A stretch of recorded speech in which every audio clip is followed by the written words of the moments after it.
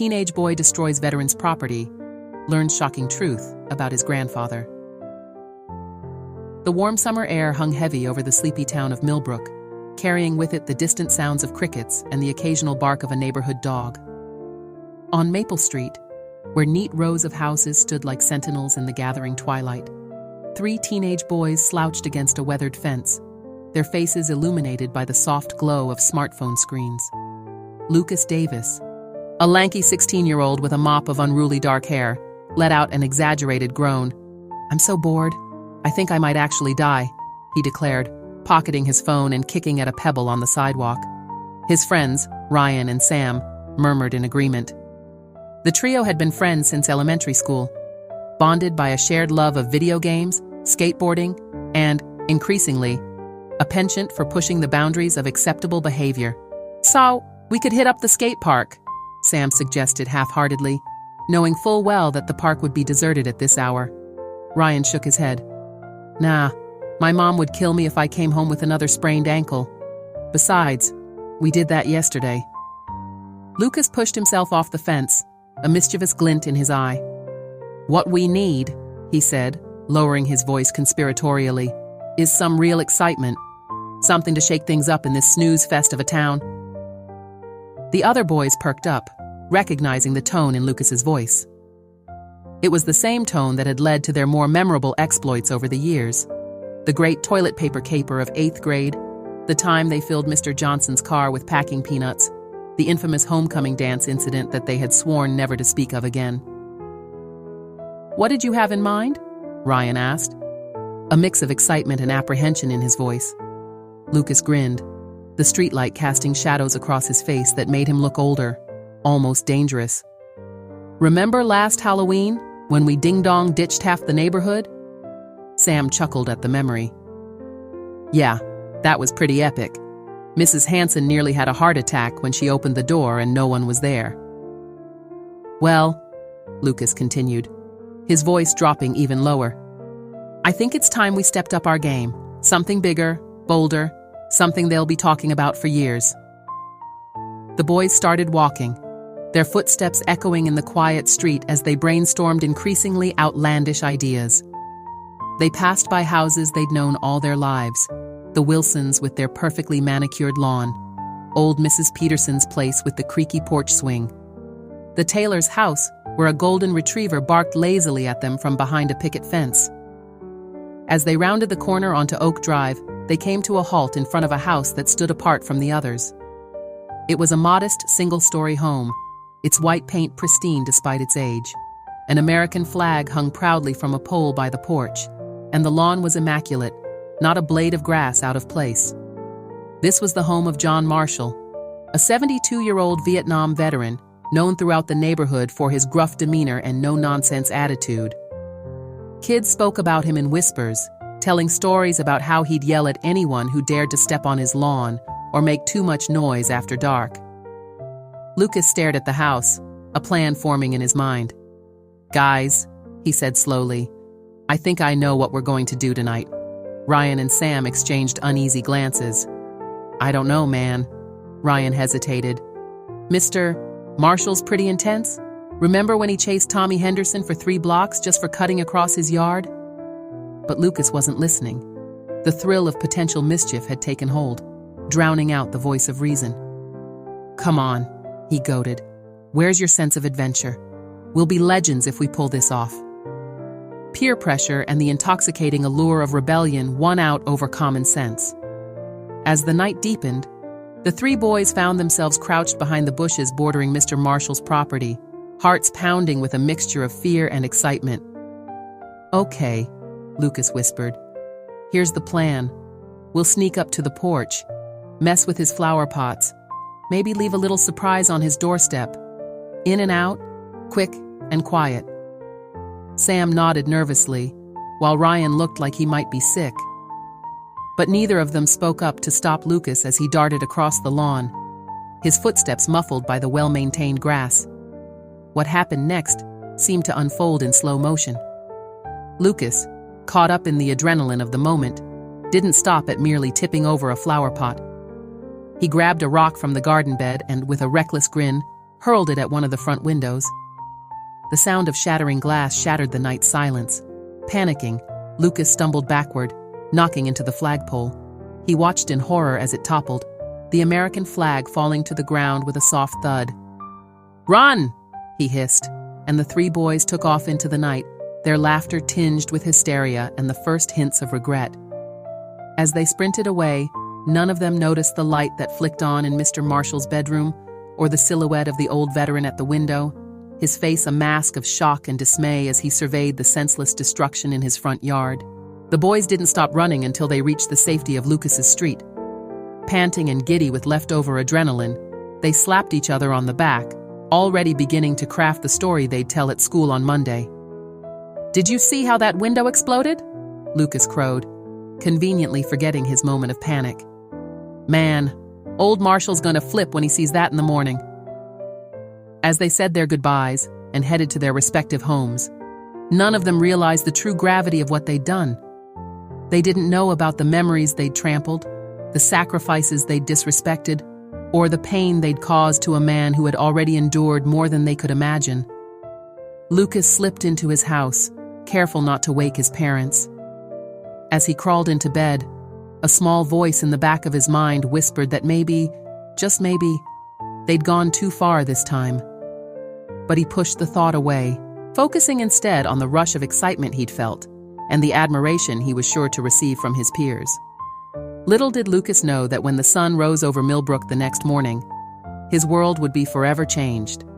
The consequences of his reckless actions were about to catch up with him, setting in motion a series of events that would challenge everything he thought he knew about himself, his family, and the true meaning of respect and sacrifice. The Saturday morning sun streamed through Lucas's bedroom window, its cheerful rays at odds with the leaden feeling in his stomach. As consciousness slowly seeped back into his mind, the events of the previous night came rushing back with startling clarity. The initial surge of excitement he'd felt had faded, replaced by a gnawing sense of unease.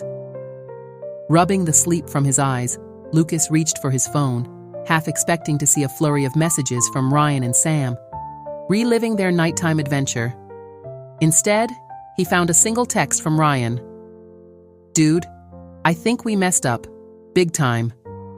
Before Lucas could respond, a sharp knock on his bedroom door made him jump. "Lucas?" His mother's voice, usually warm and patient, had an edge to it that sent a chill down his spine. "Come downstairs. Now." Swallowing hard, Lucas pulled on a t-shirt and shuffled down to the kitchen. The scene that greeted him was worse than he'd imagined. His mother, Claire Davis, stood by the counter, her arms crossed and her face a storm cloud of disappointment and anger. His father, Michael, sat at the table, his usual morning paper untouched, his expression unreadable. "Sit down," Claire said, her voice clipped. Lucas complied, his heart hammering in his chest. "Mrs. Marshall called this morning," Claire began, and Lucas felt his world tilt on its axis. "It seems some hooligans vandalized their property last night, broke windows, destroyed flower pots, and..." Her voice caught for a moment. "Knocked over their flagpole." Lucas stared at the kitchen table, tracing the familiar patterns in the wood grain, unable to meet his mother's gaze. "Oh," he managed weakly, his voice cracking. "Oh, indeed," Claire continued, her tone sharpening. "Mr. Marshall didn't see faces, but he's certain it was local teenagers. Now, I'm going to ask you this once, Lucas, and I want the truth. Were you involved?" The silence that followed seemed to stretch for an eternity. Lucas could feel the weight of his parents' stares, could almost hear the rapid beating of his own heart. He thought about lying, about protesting his innocence, but the words stuck in his throat. Finally, in a voice barely above a whisper, he said, "Yes, it was me. And Ryan and Sam. We didn't mean for it to go that far. It was supposed to be just a prank." The sharp intake of breath from his mother was like a physical blow. His father's chair scraped against the floor as he stood up abruptly, pacing the kitchen with controlled anger. "A prank?" Claire's voice trembled with a mixture of fury and disbelief. "Lucas, Do you have any idea what you've done? Mr. Marshall is a war veteran. That flag you so carelessly knocked over? It's not just a piece of cloth. It represents sacrifices you can't even begin to comprehend. Lucas felt tears pricking at the corners of his eyes, a mixture of shame and defensive anger welling up inside him. I didn't know, he mumbled. We were just bored. We didn't think. That's right. You didn't think, his father interjected, his usually calm demeanor cracking. You didn't think about the consequences of your actions, about the people you might hurt. This isn't just about broken windows or tipped over flower pots, Lucas. This is about respect, honor, values that clearly mean nothing to you. The harsh words hit Lucas like a physical blow. He'd seen his parents angry before, disappointed even, but never like this. The gravity of his actions was starting to sink in, and with it came a wave of nausea. Claire took a deep breath, visibly trying to calm herself. Here's what's going to happen, she said, her voice steadier now, but no less serious. You're going to go over to the Marshall's house today. You're going to apologize, face to face, and you're going to offer to repair every bit of damage you caused. Lucas nodded mutely, relief at having a clear course of action, warring with dread at the thought of facing Mr. Marshall. And Lucas, his father added, his voice grave, this isn't something you can just fix with a half-hearted, sorry, and a few hours of yard work. You've broken more than windows here. You've broken trust, rebuilding that is going to take time and genuine effort. As his parents laid out the rest of his punishment, grounded for a month, no phone, no video games, Lucas barely heard them. His mind was replaying the events of the previous night, seeing them through new eyes. The sound of shattering glass, the thud of the flagpole hitting the ground. It all seemed so much more significant now, so much more damaging. After what felt like hours but was probably only minutes, Lucas was dismissed to get dressed. As he trudged back up to his room, he caught sight of himself in the hallway mirror. The face that looked back at him seemed different somehow. Younger, more vulnerable, and undeniably ashamed. Dressing felt like preparing for battle, each movement deliberate and filled with dread. When he finally made his way back downstairs, his mother was waiting by the front door. I'll walk with you to the Marshalls, she said, her voice softer now, but still firm. But you'll do the talking. You made this mess, Lucas. It's up to you to start cleaning it up. The walk down Maple Street felt interminable. Neighbors working in their yards or chatting on porches fell silent as Lucas and his mother passed, their curious gazes following the pair. News traveled fast in Millbrook, and Lucas could almost feel the weight of judgment pressing down on him. As they turned onto Oak Drive, the Marshall house came into view. In the harsh light of day, the damage looked even worse than Lucas remembered. Shards of glass glittered on the porch. The overturned flower pots spilled dirt across the usually pristine lawn, and the fallen flagpole lay accusingly across the yard. And there, replaced by a crushing sense of guilt and a desperate desire to make things right. Taking a deep breath, Lucas stepped forward, ready to face the music. He didn't know it yet, but this moment, this confrontation with Mr. Marshall, would be the first step on a journey that would change his life forever, teaching him lessons about honor, sacrifice, and the true meaning of respect that he would carry with him for the rest of his days. The late morning sun beat down mercilessly on Oak Drive, its warmth a stark contrast to the chill that had settled in Lucas's bones. He stood before Mr. Marshall's house, acutely aware of every detail of the destruction he had wrought the night before. The shattered glass on the porch glinted accusingly in the sunlight, each shard a reflection of his own fractured conscience. Mr. Marshall's steely gaze bore into Lucas, seeming to strip away any pretense or excuse the boy might have conjured. The old veteran's face was a map of hard-earned wisdom, each line and wrinkle telling a story of trials and sacrifices that Lucas could scarcely imagine. Swallowing hard, Lucas opened his mouth to speak, to offer the apology he had rehearsed on the walk over. But before he could utter a word, Mr. Marshall's gravelly voice cut through the tense silence. "What, you see this?" The old man's tone was controlled, but Lucas could hear the undercurrent of pain and anger. Mr. Marshall gestured to the overturned flower pots, their contents spilled across the once immaculate lawn. These weren't just flowers, boy. Each one was planted in memory of a friend I lost in the war. Men who never got to come home, never got to see their children grow up. Lucas felt his cheeks burn with shame, the weight of Mr. Marshall's words settling heavily on his shoulders. He hadn't known, couldn't have known, but that ignorance now felt like a flimsy excuse. Mr. Marshall continued, his voice growing quieter but no less intense. And that? He pointed to the fallen flagpole, the American flag, lying crumpled on the ground. That flag was draped over the coffin of my best friend when they brought him home. It was given to me because I was the closest thing to family he had left. The old veteran's eyes glistened with unshed tears, decades of grief bubbling to the surface. Do you have any idea what that means? Can you even begin to comprehend the weight of that sacrifice? Lucas stood rooted to the spot, words failing him. The enormity of what he had done, not just the physical damage, but the emotional toll, was crashing over him in waves. He had come prepared to apologize for broken windows and trampled flowers, but this was something far beyond his understanding.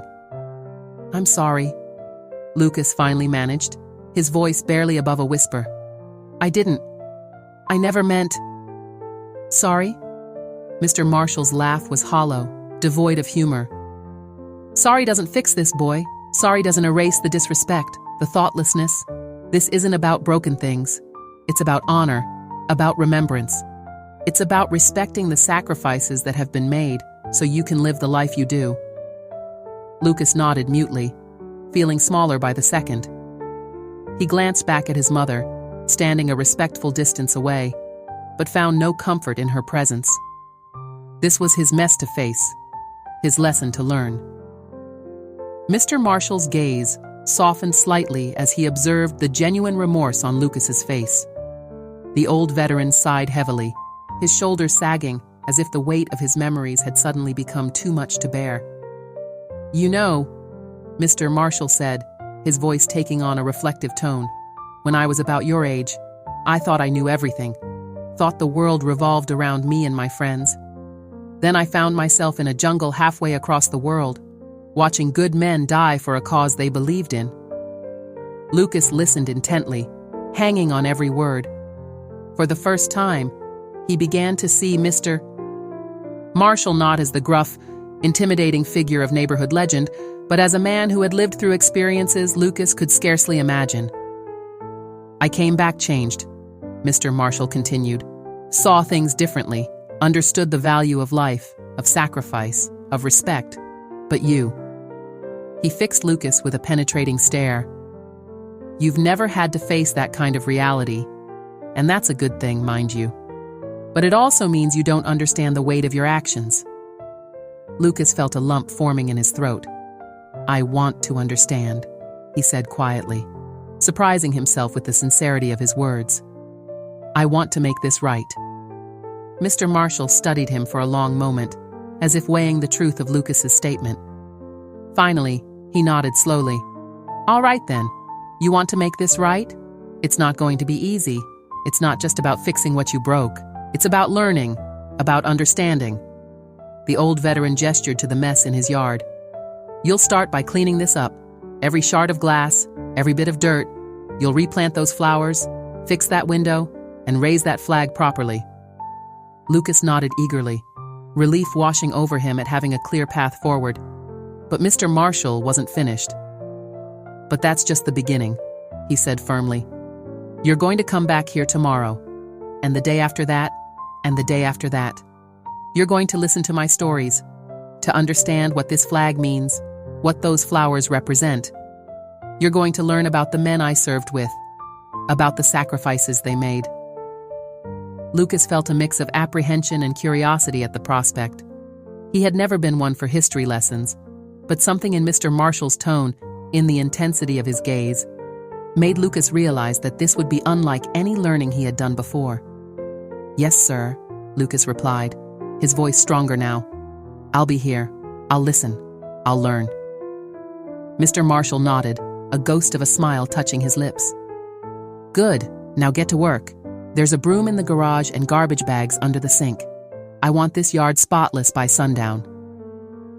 As Lucas set to work, carefully sweeping up the broken glass and righting the overturned flower pots, he felt a strange sense of purpose. The mindless destruction of the previous night was being replaced by careful, deliberate restoration.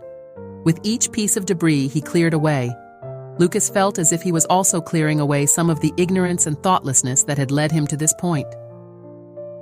Throughout the day, Mr. Marshall watched from his porch, occasionally offering gruff instructions or sharing brief anecdotes about the significance of various items in his yard.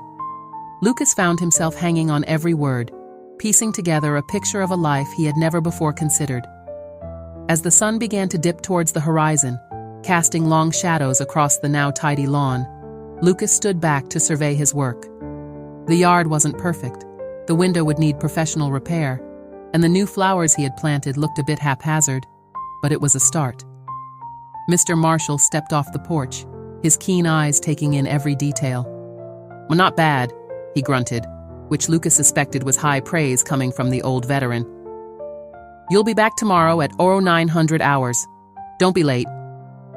Lucas nodded, a mixture of exhaustion and anticipation coursing through him. As he turned to leave, Mr. Marshall's voice stopped him. "Lucas," the old man said, his tone softer than it had been all day. "What you did was wrong, but how you choose to make it right, that's what really matters. Remember that." With those words echoing in his mind, Lucas made his way home. The walk felt different now. The familiar streets of Millbrook seemed charged with new meaning. He found himself noticing details he had overlooked before.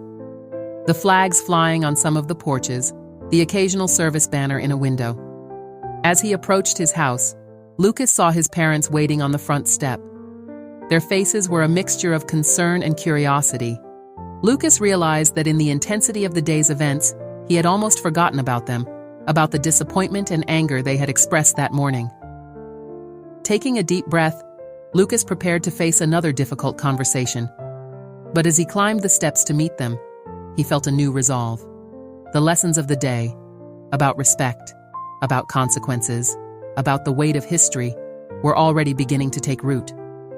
Lucas didn't know it yet, but this day marked the beginning of a profound change in his life.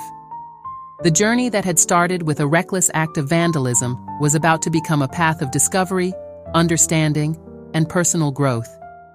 And as he stepped into his house, ready to share the day's experiences with his parents, Lucas felt the first stirrings of a new sense of purpose, a desire to learn, to understand, and to honor the sacrifices he had so carelessly disregarded just 24 hours before. The next morning dawned gray and overcast, mirroring the somber mood that had settled over the Davis household. Lucas awoke early, his sleep having been fitful and filled with disjointed dreams of shattered glass and falling flags. As he made his way downstairs, the smell of coffee and the low murmur of his parents' voices drifted from the kitchen. Pausing at the threshold, Lucas took a deep breath, steeling himself for what he assumed would be another lecture. But as he entered the room, he was met not with stern looks, but with expressions of concern and... was that pride? "Good morning, Lucas," his mother, Claire, said softly. "How are you feeling?" Lucas shrugged, unsure how to articulate the tumult of emotions swirling within him. "Okay, I guess. I'm heading back to Mr. Marshall's this morning. He wants me there at 9. His father, Michael, nodded approvingly. "That's good, son. Taking responsibility for your actions is important." There was an undercurrent to his father's words, a weight that Lucas couldn't quite place. He glanced between his parents, noting the meaningful looks they exchanged. "What is it?" Lucas asked, a hint of defensiveness creeping into his tone. "Is there something else?" Claire sighed, pushing a mug of tea towards Lucas as she gestured for him to sit. "There's something we need to tell you, Lucas. Something about our family that we should have told you a long time ago." Lucas felt a chill run down his spine. His mind raced with possibilities, each more outlandish than the last. Were they not really his parents? Was there some dark family secret? Michael cleared his throat, his usual confident demeanor replaced by an uncharacteristic uncertainty. "It's about your grandfather, Lucas, my father." "Grandpa Robert?" Lucas asked, confused. He had never met his paternal grandfather, had only seen him in a handful of old photographs. "What about him?" Claire reached out, placing a comforting hand on her husband's arm as Michael struggled to find the words. "Your grandfather," Michael began, his voice thick with emotion, "was a soldier. He served in Vietnam, just like Mr. Marshall." Lucas felt as if the air had been sucked out of the room. "What? But you never said anything. Why didn't I know this?" Michael's eyes glistened with unshed tears. "Because talking about it is painful. Your grandfather, he didn't come home, Lucas. He died in combat when I was just a baby." The revelation hit Lucas like a physical blow. He had always assumed his grandfather had passed away from natural causes, had never thought to question the vague explanations he'd been given as a child. "But that's not all," Claire added gently. "Your grandfather and Mr. Marshall, they served together. They were in the same unit, best friends from what we've been told." Lucas's mind reeled, trying to process this new information. Suddenly, Mr. Marshall's intense reaction to the vandalism took on a whole new meaning. It wasn't just about disrespect to a random veteran, it was personal. "Mr. Marshall was there," Michael continued, his voice barely above a whisper. "The day your grandfather died. From what we know, your grandfather, he sacrificed himself to save his unit, to save Mr. Marshall and others." The weight of this revelation settled on Lucas like a heavy blanket. The flag he had so carelessly knocked over, the one Mr. Marshall had said was draped over his best friend's coffin, had that been his grandfather's flag? "Why?" Lucas managed to choke out. "Why didn't you ever tell me?" Michael ran a hand through his graying hair, a gesture of frustration and old grief. "It was hard, Lucas. I grew up without a father, with only stories and medals to remember him by. And as I got older, I struggled with it, with the loss, with the expectations that came with being a hero's son." Claire squeezed her husband's hand supportively before turning to Lucas. "We thought we were protecting you in a way. We didn't want you to feel the weight of that legacy before you were ready. But now, seeing what's happened, we realize we made a mistake. You should have known. You should have understood." Lucas sat in stunned silence, trying to reconcile this new information with everything he thought he knew about his family, about himself. The reckless, thoughtless boy who had vandalized a veteran's property just 2 nights ago seemed like a stranger now. I don't know what to say," Lucas finally managed, his voice small and uncertain. Michael leaned forward, placing a hand on his son's shoulder. "You don't have to say anything right now, Lucas. This is a lot to take in, but I want you to know that I'm proud of you for facing up to your mistakes, for trying to make things right with Mr. Marshall." Claire nodded in agreement. "And now that you know, maybe this can be an opportunity to learn about your grandfather, to understand the sacrifices he and others like him made." Lucas glanced at the clock, realizing with a start that it was almost time for him to head to Mr. Marshall's house. He stood up, his movements automatic as his mind continued to grapple with everything he had just learned. As he reached the front door, Lucas paused, turning back to his parents. "Dad," he said hesitantly, Would you tell me more about Grandpa Robert sometime? About what he was like?" Michael's face softened, a mix of pain and pride in his eyes. "Of course, son. Anytime you want to know, just ask." With a nod, Lucas stepped out into the gray morning. The walk to Mr. Marshall's house felt surreal, each step carrying him not just down the familiar streets of Millbrook, but into a past he had never known, a legacy he was only beginning to understand. As Oak Drive came into view, Lucas found himself looking at Mr. Marshall's house with new eyes. It was no longer just the home of a strict neighborhood figure, but a living connection to his own family history. The American flag, once again flying proudly from its pole, took on a deeply personal significance. Lucas approached the front door, his hand hovering over the knocker. He felt as if he was standing on the threshold of something much bigger than a simple apology or community service. This was about connecting with a part of his identity he had never known existed, about understanding the true meaning of sacrifice and honor. Taking a deep breath, Lucas knocked on the door. As he waited for Mr. Marshall to answer, he silently vowed to approach this day and all the days to come with an open heart and a willingness to learn. The journey that had begun with an act of thoughtless vandalism was about to take him on a path of discovery, not just about his family's past, but about the kind of person he wanted to be in the future. The door creaked open, revealing Mr. Marshall's weathered face. The old veteran's eyes narrowed slightly as he took in Lucas's appearance. The boy looked different somehow, a mix of nervousness and determination etched across his young features. "Right on time," Mr. Marshall grunted approvingly. "Come on in, then. We've got a lot to cover today." Lucas followed Mr. Marshall into the house, his eyes darting around, taking in details he had overlooked during yesterday's yard work.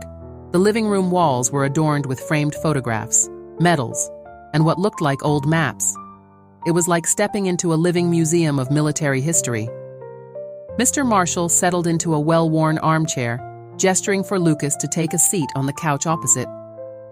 The old veteran studied Lucas for a long moment, as if trying to read the boy's thoughts. "You look like you've got something on your mind, son," Mr. Marshall said, his tone softer than Lucas had ever heard it. "Out with it, then."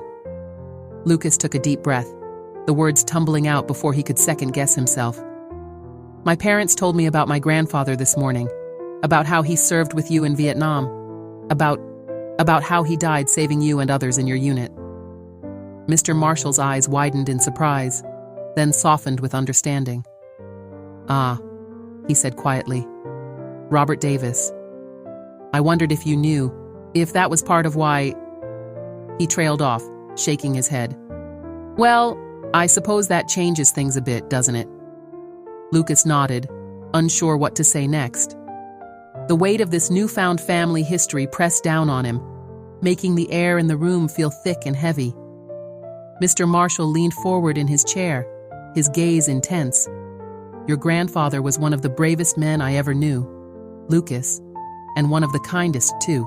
He had a way of finding humor in the darkest situations, of lifting our spirits when things seemed hopeless." As Mr. Marshall began to speak, the room around them seemed to fade away. Lucas found himself transported to another time, another place, seeing the jungles of Vietnam through the eyes of a young soldier named John Marshall. "It was July 1968, Mr. Marshall began, his voice taking on a distant quality. "We'd been on patrol for days, slogging through mud and dense jungle. The heat was unbearable, the humidity making it feel like we were breathing underwater. Your grandfather, Robert, he kept us going with his jokes and that infectious grin of his." Lucas listened, enraptured, as Mr. Marshall painted a vivid picture of life in the war zone. He described the camaraderie between the soldiers, the moments of quiet punctuated by bursts of terrifying action. It landed right in the middle of our group. There wasn't time to think, only to act, and Robert, he didn't hesitate. Mr. Marshall's eyes glistened with unshed tears as he recounted those fateful moments. He yelled for us to get down, and then he threw himself on that grenade. The blast, it was deafening. When the dust settled, Robert was gone. But the rest of us, we were alive. He'd saved us all. A heavy silence fell over the room as Mr. Marshall finished speaking. Lucas felt tears rolling down his cheeks, but he made no move to wipe them away. The sacrifice his grandfather had made, the lives he had saved, including Mr. Marshall's, it was almost too much to comprehend. "I've relived that moment 1,000 times," Mr. Marshall said softly. "Wondered if there was something I could have done differently, if I could have saved him somehow. But the truth is, your grandfather made a choice in that split second. A choice to put the lives of his friends, his brothers in arms, above his own." Lucas nodded, unable to speak past the lump in his throat. Mr. Marshall stood up slowly, making his way to a small cabinet in the corner of the room. He returned with a worn leather photo album, which he placed gently in Lucas's hands. Lucas opened the album with trembling hands, his eyes widening as he saw the first photograph. It was a group shot of young soldiers, their faces a mix of bravado and barely concealed apprehension. In the center, arm slung around Mr. Marshall's younger self, was a man Lucas recognized from the few family photos he'd seen, his grandfather, Robert Davis. That was taken just before we shipped out, Mr. Marshall explained, his voice thick with emotion. We were all so young, so naive, thought we were invincible. As Lucas carefully turned the pages, Mr. Marshall narrated each photo, bringing to life the men in the pictures. There were snapshots of everyday life in the camp, soldiers laughing together during rare moments of downtime, and more somber images of patrols through dense jungle. Your grandfather, Mr. Marshall said, pointing to a photo of Robert crouched by a radio. He had a knack for keeping our spirits up. Even in the worst conditions, he'd find something to joke about. Kept us sane. Really. Lucas studied his grandfather's face in the photographs, noting the familiar Davis features, the same nose he saw in the mirror every day, the same crinkle around the eyes when he smiled. It was like looking at a piece of himself he never knew existed. As they neared the end of the album, Mr. Marshall paused, his hand hovering over the page. This, he said softly. This was the last photo taken of our unit before that day. The image showed the group of soldiers, dirty and tired but grinning nonetheless, posing in front of their camp. Robert Davis stood in the center, his arm around Mr. Marshall, both of them flashing peace signs at the camera.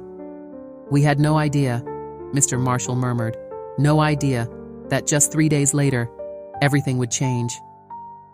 Lucas stared at the photo, trying to reconcile the smiling young man with the hero who had sacrificed his life. It seemed impossible that someone so full of life, so young, could be gone in an instant. Sir, Lucas said, his voice barely above a whisper. What? What happened after? I mean, how did you deal with it? Mr. Marshall leaned back in his chair, his eyes distant. It wasn't easy, son. Losing Robert, losing any of our brothers, it leaves a hole that never really fills. We finished our tour, came home, tried to move on with our lives, but a part of us was always back there, always with those we left behind. He gestured around the room, at the photos and memorabilia on the walls. This, all of this, it's my way of remembering, of honoring their sacrifices.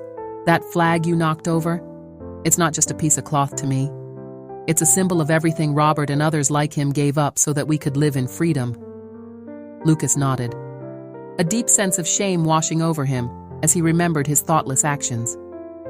I'm so sorry, he said, the words feeling inadequate. I didn't understand. I never thought... No, you didn't, Mr. Marshall agreed, but his tone was gentle. But that's why you're here now, isn't it? To learn, to understand. They spent the next few hours going through more photos, with Mr. Marshall sharing stories of his time in Vietnam and of the years that followed. He spoke of the difficulties of adjusting to civilian life, of the nightmares that plagued him, and of the comfort he found in honoring the memory of his fallen comrades. As the afternoon light began to fade, Lucas realized how much time had passed.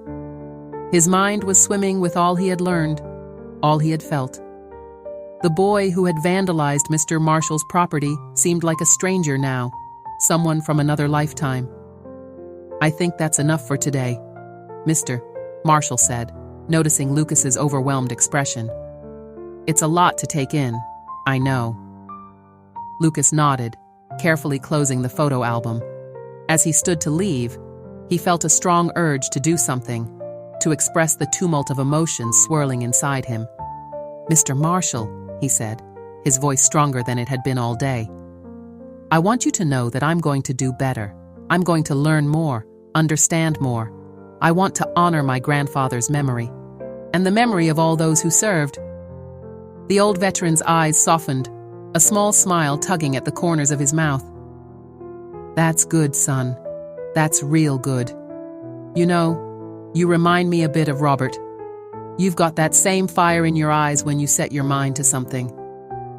As Lucas walked home that evening, his steps were slower, more thoughtful. The familiar streets of Millbrook seemed different somehow, as if overlaid with the echoes of a history he was only beginning to understand. When he reached his house, he found his parents waiting anxiously on the porch. One look at Lucas's face told them that something profound had transpired. "Mom? Dad?" Lucas said as he approached. I think I'd like to hear more about Grandpa Robert, if that's okay." Michael nodded, tears glistening in his eyes. "Of course, son. Come on inside. We've got a lot to talk about." As the Davis family settled in for an evening of shared memories and newfound understanding, Lucas felt as if he was standing on the threshold of a new chapter in his life. The reckless boy who had committed an act of vandalism was fading away, replaced by a young man eager to learn, to understand, and to honor the legacy of sacrifice that ran through his family's veins. The journey that had begun with a thoughtless prank was evolving into something much more significant, a path of discovery, growth, and redemption that would shape Lucas's character for years to come. The days that followed were a whirlwind of activity and emotion for Lucas. Each morning, he would wake up early, his mind already racing with thoughts of what he might learn that day. The trip to Mr. Marshall's house, once a dreaded chore, had become the highlight of his day. As summer began to wane, the Davis family underwent a transformation of its own. Evenings that were once filled with the sounds of video games or the chatter of TV shows were now spent in deep conversation. Michael Davis, who had long avoided discussing his father's legacy, found himself opening up, sharing stories and memories he had kept buried for years. One particularly warm afternoon, Lucas arrived at Mr. Marshall's house to find the old veteran struggling with a stubborn flower bed. Without a word, Lucas knelt down beside him, his hands instinctively reaching for the trowel. "These are for the Thompson twins," Mr. Marshall explained as they worked side by side. "They were barely out of high school when they joined up, inseparable, those two. They died covering our retreat during a particularly nasty firefight." Lucas nodded solemnly, handling the delicate flowers with newfound reverence. Each petal, each leaf, seemed to hold the weight of a life cut short, a story untold. As they finished planting, Mr. Marshall stood back, surveying their work with a critical eye. "Not bad," he grunted, which Lucas had come to recognize as high praise. "You know, your grandfather had a green thumb too. Could make anything grow, even in that godforsaken jungle." Lucas felt a surge of pride at being compared to the grandfather he was coming to know through these stories. "Mr. Marshall," he said hesitantly, "I've been thinking. I want to do more. Not just here in your yard, but, I don't know, something bigger." The old veteran raised an eyebrow, a glimmer of interest in his eyes. "Oh, what did you have in mind?" Lucas took a deep breath, organizing his thoughts. "Well, I was talking to my parents about it, and I thought maybe we could organize some kind of event to honor the veterans in town, to share their stories, maybe even raise some money for the VA hospital." Mr. Marshall was quiet for a long moment, his weathered face unreadable. Then, slowly, a smile spread across his features. "You know, son, that's not a bad idea at all. Not bad at all." Over the next few weeks, Lucas threw himself into planning with an enthusiasm that surprised everyone, including himself. He enlisted the help of his friends, Ryan and Sam, who were eager to make amends for their part in the vandalism. Together, they reached out to local businesses for sponsorship, coordinated with the town council for permits, and most importantly, connected with other veterans in the community. The response was overwhelming. Veterans from various conflicts, Vietnam, Desert Storm, Iraq, Afghanistan, came forward, eager to share their stories. Family members of fallen soldiers offered photographs and mementos for display. As the day of the event approached, Millbrook was abuzz with anticipation. The local park, once the site of teenage mischief, was transformed into a living museum of military history. Tents housed displays of photographs and memorabilia, each telling a unique story of service and sacrifice. On the morning of the event, Lucas stood at the entrance to the park, nervously adjusting his tie. He had insisted on dressing formally, feeling it was the least he could do to show respect. As people began to arrive, families, veterans, curious townspeople, Lucas felt a mix of anxiety and pride. Mr. Marshall appeared at his side, looking sharp in his old uniform, medals gleaming on his chest. "You ready for this, son?" he asked, his voice gruff but warm. Lucas nodded, swallowing hard. "I think so, sir. I hope it's enough to make up for what I did, to show that I understand now." The old veteran placed a hand on Lucas's shoulder, his touch surprisingly gentle.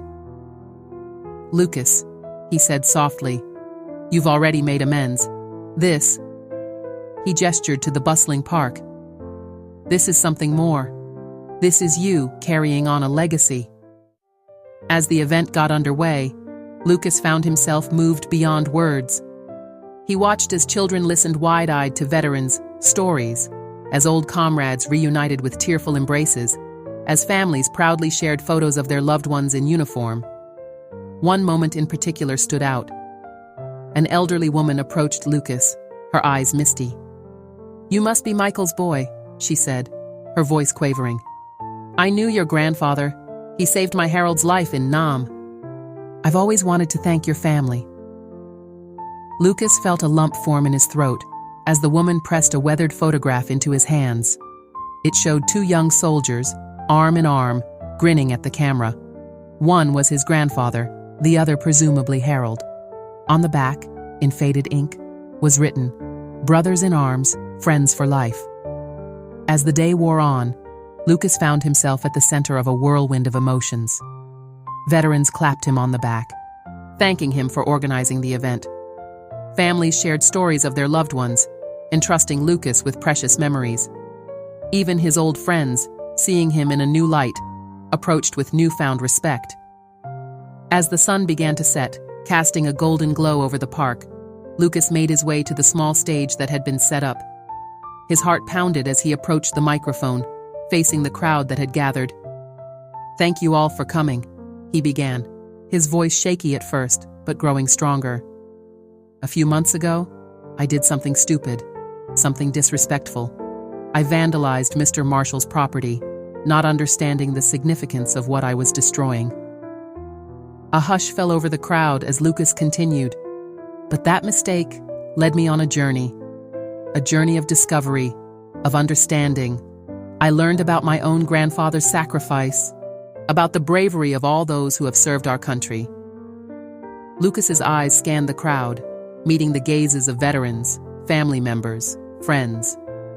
This event isn't just about making amends. It's about honoring the sacrifices made by so many. It's about ensuring that their stories are never forgotten. As he finished his speech, the applause was thunderous. But for Lucas, the most meaningful response came in the form of a single nod from Mr. Marshall, standing at the back of the crowd, his eyes shining with pride. That evening, as the last of the attendees trickled out of the park, Lucas found himself standing beside Mr. Marshall, overlooking the now quiet displays. "You did good, son," Mr. Marshall said softly. "Real good. Your grandfather would be proud." Lucas felt a warmth spread through his chest at those words. He realized that in trying to make amends for his mistake, he had found something he never knew he was missing: a connection to his past, a sense of purpose, and a deeper understanding of the true meaning of sacrifice and honor. As they walked together towards the exit, Lucas knew that this wasn't the end of his journey. It was just the beginning. He had a legacy to uphold now, stories to preserve, and a newfound respect for the sacrifices made by those who came before him. The boy who had thoughtlessly vandalized a veteran's property was gone. In his place stood a young man ready to carry forward the torch of remembrance, ensuring that the sacrifices of the past would never be forgotten. The weeks following the veterans' event saw a profound change in Lucas Davis. The transformation that had begun with a regretful apology had blossomed into something far more significant. Lucas moved through the world with a new sense of purpose, His eyes opened to details he had once overlooked, his heart attuned to stories he had previously ignored. On a crisp autumn morning, Lucas found himself once again at Mr. Marshall's house. But this time, he wasn't there to do yard work or listen to war stories. Instead, he was helping the old veteran prepare for a special outing. "You sure you're up for this, Mr. Marshall?" Lucas asked, concern evident in his voice as he watched the older man struggle slightly with his jacket.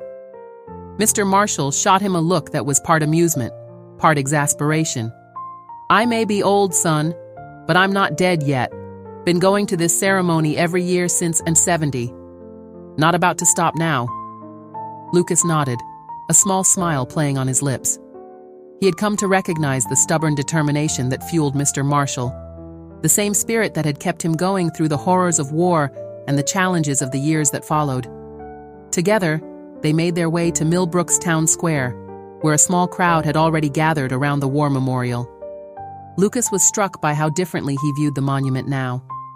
What had once been just another piece of the town's landscape was now a powerful symbol, each name etched in stone representing a story of bravery and sacrifice. As the ceremony began, Lucas stood tall beside Mr. Marshall, his posture mirroring the old veteran's. The familiar notes of the national anthem filled the air, and Lucas felt a swell of emotion he had never experienced before during this song. He glanced around, taking in the faces in the crowd. There was Mrs. Thompson, whose husband's name was on the memorial. The Nguyen family, whose eldest son was currently serving overseas. His own parents, standing hand in hand, his father's eyes glistening with unshed tears. And then, there were his peers, Ryan and Sam, who had joined him on his journey of understanding, and others from school who had been moved by the veterans' event. They stood respectfully, a far cry from the restless teenagers who would have once fidgeted through such a ceremony. As the last notes of the anthem faded away, a moment of silence fell over the gathering. In that quiet, Lucas closed his eyes, his mind filled with images of the men and women he had come to know through photographs and stories, his grandfather, the Thompson twins, countless others who had given their lives for their country. The rest of the ceremony passed in a blur of speeches and salutes. When it was over, Lucas helped Mr. Marshall make his way through the dispersing crowd, pausing often as people stopped to shake the old veteran's hand or share a memory. As they walked slowly back towards Oak Drive, Mr. Marshall broke the companionable silence. "You know, Lucas," he said, his voice gruff but warm, "when I first saw you that night, smashing up my yard, I never would have believed we'd end up here." Lucas felt a flush of shame at the memory, but it was tempered by the knowledge of how far he'd come. "I'm sorry again for that, sir. I wish I could take it back." Mr. Marshall waved off the apology. "No need to dwell on it. What matters is what you did after, how you chose to make it right. That's the measure of a person's character." They paused at the corner of Oak Drive, Mr. Marshall leaning heavily on his cane. "You've come a long way, son. Your grandfather would be proud of the young man you're becoming." Lucas felt a lump form in his throat at those words. "Thank you, sir. That means a lot."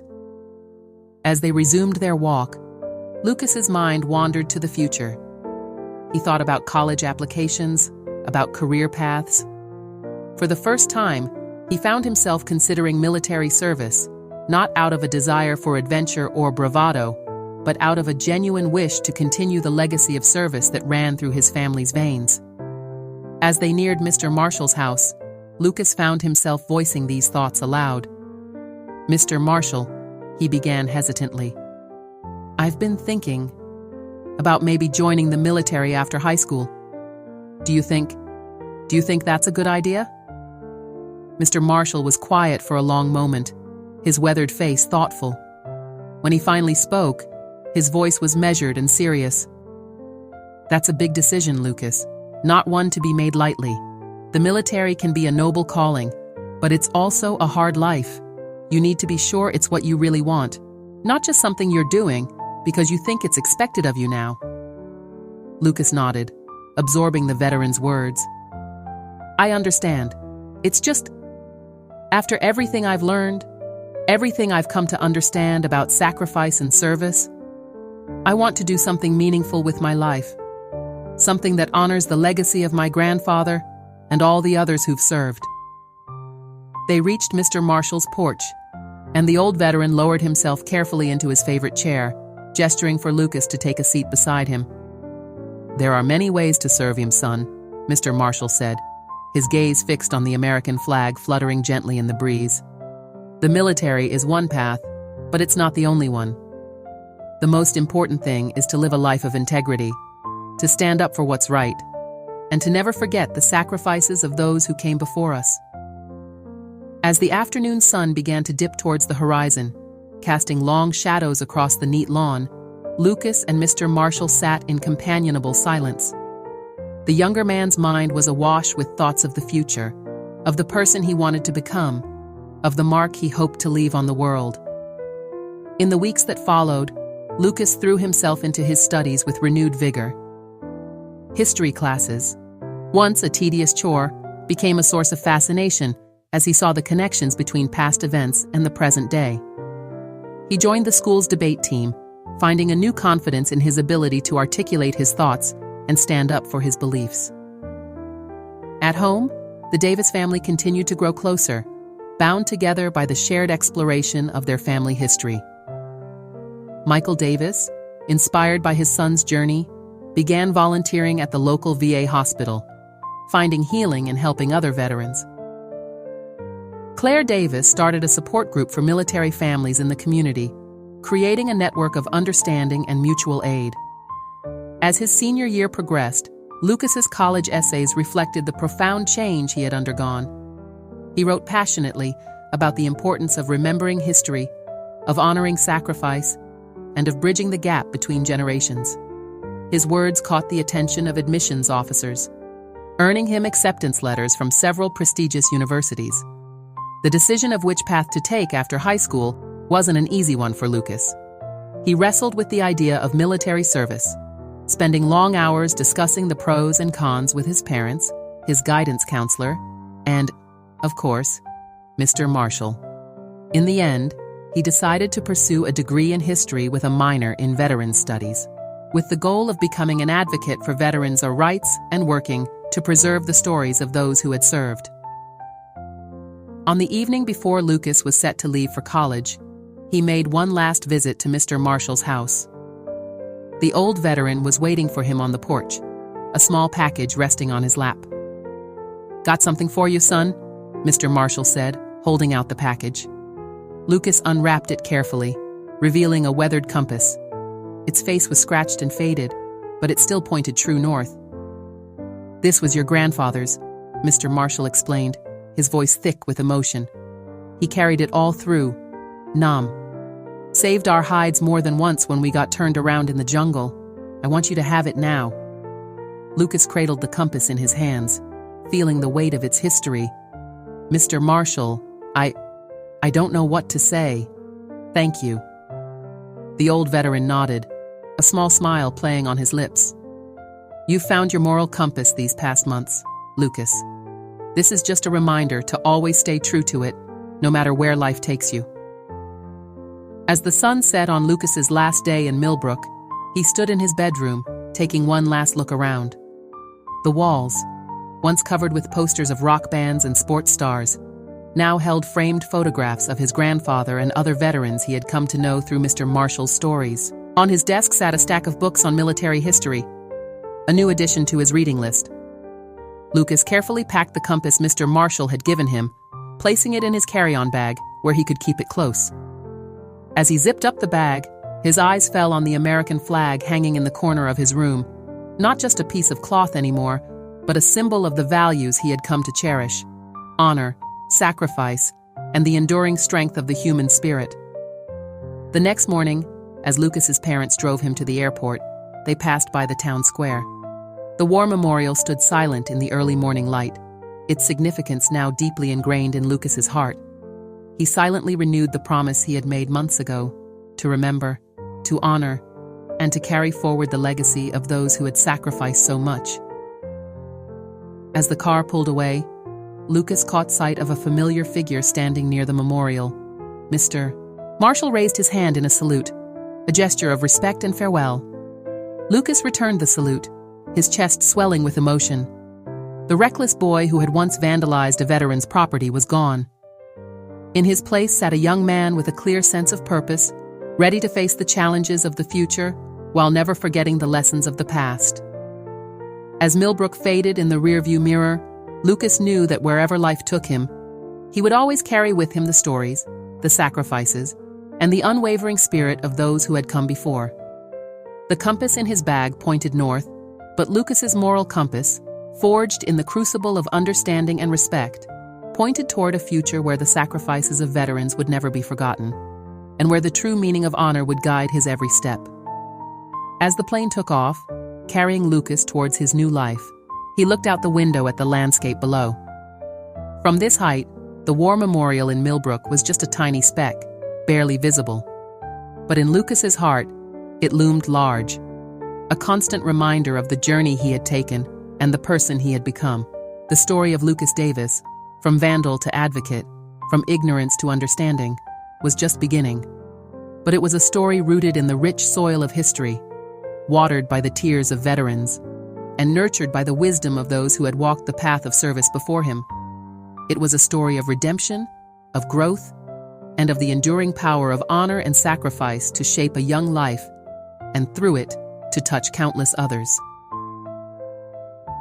As the plane soared into the clouds, Lucas closed his eyes, his hand resting on the pocket where his grandfather's compass lay.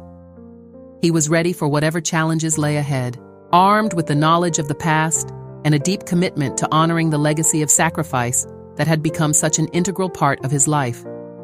The journey that had begun with a thoughtless act of vandalism had transformed not just Lucas, but his family, his community, and all those whose lives he had touched along the way.